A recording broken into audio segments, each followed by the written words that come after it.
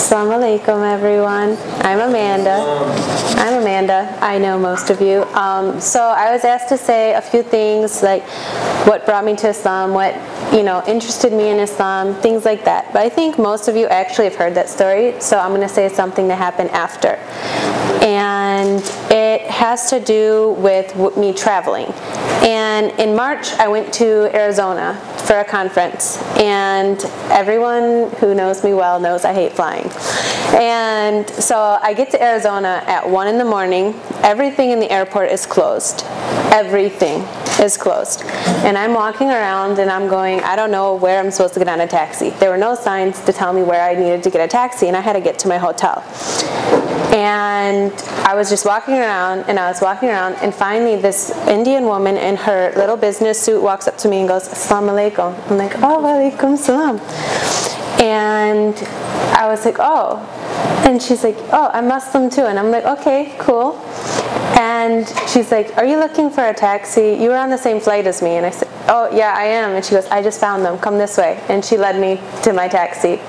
And I went to the hotel. And then the next day at the conference, I was sitting in one of the speeches, and a woman came up to me, and she goes, Assalamu alaikum. I'm like, wa alaikum salam. She goes, I'm from Algeria. I'm Muslim too.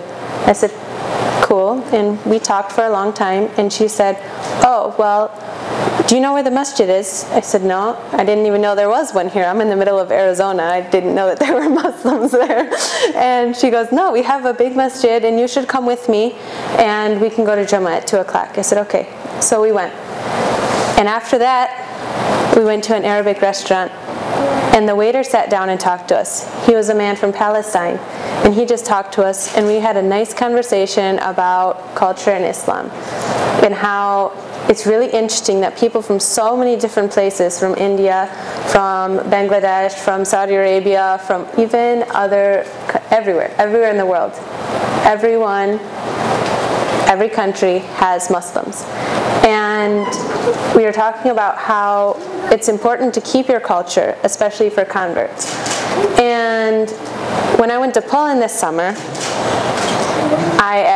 my sister was really nice, and she found me a masjid to go to on Friday, and I went in, and I met a Polish woman.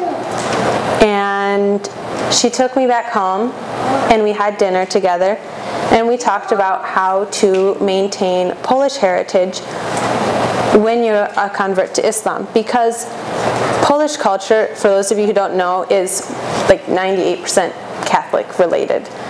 And that's really difficult when you change religions, to change your entire culture as well as your religion.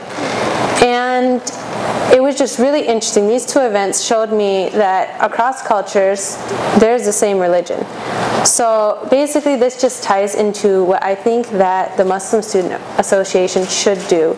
And it's to show Mount Pleasant and show Central and the Central students what a non-cultural Islam is like, what the religion is like, not what the culture is like.